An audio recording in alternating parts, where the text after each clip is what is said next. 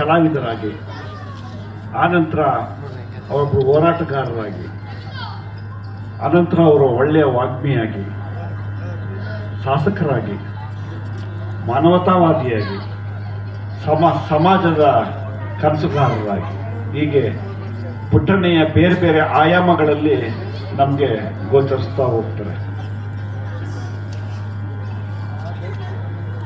ಅವರ ಜೊತೆಯಲ್ಲಿ ಎಷ್ಟು ಸಾವಿರ ಕಿಲೋಮೀಟರ್ ಸುತ್ತಾಡಿದೋ ಗೊತ್ತಿಲ್ಲ. ಬಹುಶಃ ಇವತ್ತಿಗೂ ನನಗೆ ಸಾಕ್ಷಿ ಪ್ರಜ್ಞೆ KT ಗೋವಿಂದೇಗೌಡರು.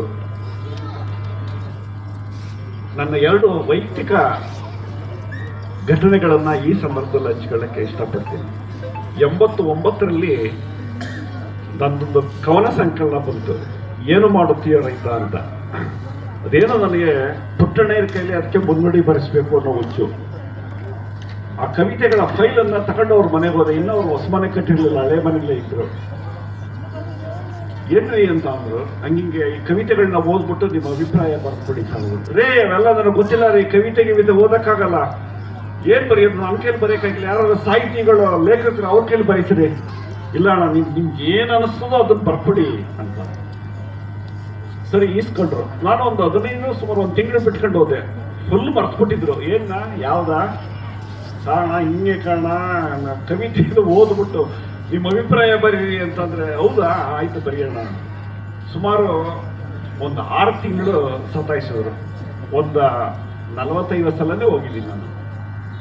ಕಡೆಗೆ ಒಂದು ದಿವಸ ಅವ್ರ ಮನೆಯಿಂದ ಈಚೆಗೆ ಬರ್ತಿದ್ರು. ಹೋದಾಗ ಬರ್ತಿದ್ದೀನಿ, ಅಲ್ಲಿ ಅಕ್ಕನ ಕೈಲಿ ಕೊಟ್ಟಿದ್ದೀನಿ, ಸುನೀತಕ್ಕನ ಹತ್ರ ಇಸ್ಕೋ ಅಂತ ಅಂದ್ರು. ನಾನು ಹೋದೆ, ಅಕ್ಕ ಕೊಟ್ಟರು. ಸರಿ ತುಂಬಾ ಕುತೂಹಲ, ಏನ್ ಬರ್ದವ್ರೆ ಅಂತ ಮನೆಗೆ ತಗೊಬಂದೆ. ನಿಜವಾಗ್ಲೂ ತುಂಬಾ ಅದ್ಭುತವಾಗಿ ಬರ್ದಿದ್ರು. ಆದ್ರೆ 79 ಲೆಕ್ಕದಲ್ಲಿ ಎಷ್ಟು ವರ್ಷ ಆಗಿರ್ಬೋದು. ಇನ್ನೂ ನನಗೆ ಕಾಡ್ತಿರೋದು ಒಂದು ಸಮಸ್ಯೆ ಏನು ಅಂದ್ರೆ, ಆ ಮುನ್ನುಡಿನ ಪುಟ್ಟಣ್ಣಯ್ಯ ಬರೆದ್ರು ಅಥವಾ ಸುನೀತ್ರಕ್ಕ ಬರೆದ್ರು ಗೊತ್ತಿಲ್ಲ. ಒಂದು 2ನೇ ಘಟನೆ ಅಂತಂದ್ರೆ, ನನ್ನ ಮಗಳು ಉಜಿರೆನಲ್ಲಿ ಪತ್ರಿಕೋದ್ಯಮದ ವಿದ್ಯಾರ್ಥಿನಿ ಆಗಿದ್ಲು, 10ನೇ ವರ್ಷದ್ದು. ಆಗ ಅವಳು ಅವರ ಕಾಲೇಜ್ಗೆ ಒಂದು ಕಬ್ಬು ಅನ್ನೋ ಡಾಕ್ಯುಮೆಂಟ್ರಿಯನ್ನ ಮಾಡಬೇಕಾಗ್ತದೆ. ಅದಕ್ಕೆ ಅಲ್ಲಿ ಬಂದಂಥ ಒಂದಷ್ಟು ಪತ್ರಿಕೋದ್ಯಮದ ವಿದ್ಯಾರ್ಥಿಗಳು, ಸರ್ ಪುಟ್ಟಣ್ಣಯ್ಯನ ಜೊತೆ ನಾವು ಮಾತಾಡಬೇಕು ಇಡೀ ರಾಜ್ಯದ ಕಬ್ಬು ಬೆಳೆಗಾರರ ಸಮಸ್ಯೆ ಬಗ್ಗೆ, ಮತ್ತು ಅವ್ರದ್ದೊಂದು ಬೈಟ್ ಬೇಕು, ನೀವು ಅವ್ರದ್ದು ಒಂದು ಸಮಯವನ್ನು ನಿಗದಿಪಡಿಸ್ಕೊಡಕ್ಕೆ ಸಾಧ್ಯನಾ ಅಂತ. ನನಗೆ ಒಂದು ಕಹಿ ಘಟನೆ ಆಗೋಗ್ಬಿಟ್ಟಿತ್ತು. ಏನಂತಂದ್ರೆ, ಪಾಂಡವಪುರದಲ್ಲಿ ಒಂದು ತೋಟಗಾರಿಕೆ ಇಲಾಖೆ ಇದೆ. ಅದನ್ನು ಒಡೆದಾಕ್ಬಿಟ್ಟು ಹೊಸದಾಗಿ ಕಟ್ಟಬೇಕು ಅಂತ ಅಂದ್ಬಿಟ್ಟು ಅವರೇ ಗುದ್ದಲಿ ಪೂಜೆ ಮಾಡ್ತಾರೆ. ಕಾಮಗಾರಿ ಶುರುವಾಗ್ತದೆ. ಯಾಕೋ ಇದ್ದಕ್ಕಿದ್ದಂಗಿಲ್ಲ, ನಿಲ್ಲಿಸ್ಬಿಡಿ, ಅಲ್ಲಿ ಒಂದು ಅಂಬೇಡ್ಕರ್ ಭವನ ಕಟ್ಟಬೇಕು ಅಂದ್ಬಿಟ್ಟು ಪುಟ್ಟಣ್ಣಯ್ಯನೇ ಹೇಳ್ತಾರೆ. ಅದು ತುಂಬಾ ಅಸಮಾಧಾನಕ್ಕೆ ಕಾರಣ ಆಗ್ತದೆ. ನನಗೂ ಕೂಡ ಅದು ಸರಿ ಅನ್ಸಲ್ಲ. ಆಗಾಗ ನಾನು ಒಂದು ರಾಜ್ಯ ಮಟ್ಟದ ಇಮಾಮಿ ಅನ್ನೋ ಪತ್ರಿಕೆಗೆ ಒಂದು ಸುದ್ದಿ ಮಾಡಿರ್ತೀನಿ, ಇರನಾರದ ಪುಟ್ಟಣ್ಣಯ್ಯ ಎರವೇ ಬಿಟ್ಟುಕೊಂಡ ಅಂತ. ಅದು ಬೇರೆ ಬೇರೆ ತರದ ಸ್ವರೂಪವನ್ನು ಪಡ್ಕೊಳ್ತದೆ. ಪಾಂಡವಪುರದ ಒಂದಷ್ಟು JDS ಕಾರ್ಯಕರ್ತರು ಸಾವಿರಾರು ಪ್ರತಿಗಳನ್ನು ತಂದು ಇಡೀ ಕ್ಷೇತ್ರದಾದ್ಯಂತ ಹಂಚಿಬಿಡ್ತಾರೆ. ಮತ್ತೆ ನನ್ನ ಹಲವಾರು ಆತ್ಮೀಯ ನನ್ನ ಚಳುವಳಿಯ ಸಂಗಾತಿಗಳು ಪುಟ್ಟಣ್ಣಯ್ಯರ ಹತ್ರ, ಸಾರ್ ದೇವೇಗೌಡರು ಚಳುವಳಿಯಲ್ಲೇ ಇದ್ದವರು, ನಿಮ್ಮ ವಿರುದ್ಧ ಬರೆದವರಲ್ಲ ಅಂತವ. ಆದರೆ ಅದನ್ನು ಎಷ್ಟು ಆರೋಗ್ಯಪೂರ್ಣವಾಗಿ ತಗೊಳ್ತಾರೆ ಅಂತಂದ್ರೆ, ಇಡೀ ಲೇಖನವನ್ನು ಓದಿ, ಇಲ್ಲ ನಮ್ಮ ನಿರ್ಧಾರ ತಪ್ಪು, ಅದಕ್ಕೆ ಅವ್ರು ಸರಿಯಾಗಿ ಬರ್ದವ್ರೆ ಅಂತ ಅಂದ್ಬಿಟ್ಟು ಮತ್ತೆ ಅಲ್ಲಿ ತೋಟಗಾರಿಕೆ ಇಲಾಖೆ ಕಟ್ಟಕ್ಕೆ ಮತ್ತೆ ಪ್ರಾರಂಭ ಮಾಡ್ತಾರೆ.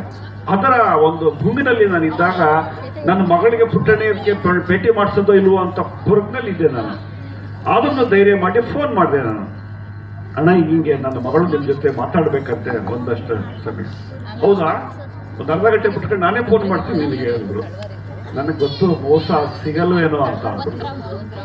ಹೊಸ ಪುಟ್ಟಣ್ಣಯ್ಯನ ಜಾಗದಲ್ಲಿ ಬೇರೆ ಯಾರು ಶಾಸಕರಿದ್ರೆ ನಾನು IB-ನಲ್ಲಿ ಸಿಗ್ತೀನಿ, ಅಥವಾ ಇನ್ಯಾವುದೋ ಮೀಟಿಂಗ್ ಅಲ್ಲಿ ಇರ್ತೀನಿ, ಅಲ್ಲಿ ಬನ್ನಿ, ಅಥವಾ ಕಾರಲ್ಲಿ ಹೋಯ್ತಾ ಮಾತಾಡ್ಬೋದಾ ಅಂತ ಅನ್ಬೋದಾಗಿತ್ತು. ಅದು ಅರ್ಧ ಗಂಟೆ ಬಿಟ್ಕೊಂಡು ಒಂದು ಫೋನ್ ಬರ್ತದೆ. ಅದು ಅಂತೋನಿ ಅಂತ ಅವರ ಕಾಲ್ ಡ್ರೈವರು. ಅಣ್ಣ ನಿಮ್ಮ ಜೊತೆಲಿ ಮಾತಾಡ್ಬೇಕಂತ ದೇವೇಗೌಡ್ರಿ ಅಂತ. ದೇವೇಗೌಡ್ರೆ ನಿಮ್ಮ ಮಗಳನ್ನ ಎಲ್ಲೂ ಕರ್ಕೊಬರ್ಬೇಡಿ, ನಾನೇ ನಿಮ್ಮ ಮನೆಗೆ ಬರ್ತೀನಿ ಅಂತಾರೆ. ಹೊಸ ಅಕ್ಷರಶಃ ನಾನು ಕಳೆದೋದೆ. ಯಾಕೆಂದ್ರೆ ಒಬ್ಬ ಹೆಣ್ಣು ಮಗಳನ್ನ ಎಲ್ಲೋ ಕರ್ಕೊಂಡು ಬಂದು ನನ್ನ ಸಂದರ್ಶನ ಮಾಡೋ ಬದಲು ನಾನೇ ಅವ್ರ ಮನೆಗೆ ಹೋಗೋಣ. ಈ ತರದ ಉದಾರ ಮನಸ್ಥಿತಿ ಯಾರು ಬರಕ್ ಸಾಧ್ಯ? ಸುಮಾರು 3 ಗಂಟೆಗಳ ಕಾಲ ನಮ್ಮ ಮನೇಲಿ ಬೆಳಿಗ್ಗೆ 7 ಗಂಟೆಗೆ ಬಂದು 9:30ವರೆಗೂ ನಮ್ಮ ಮನೆಯಲ್ಲೇ ಇದ್ದು ಅಷ್ಟು ಪತ್ರಿಕೋದ್ಯಮದ ವಿದ್ಯಾರ್ಥಿಗಳು ಕೇಳಿದಂತೆ ಎಲ್ಲಾ ಪ್ರಶ್ನೆಗಳಿಗೆ ಉತ್ತರವನ್ನ ಕೊಟ್ಟು ಖಂಡಿತ.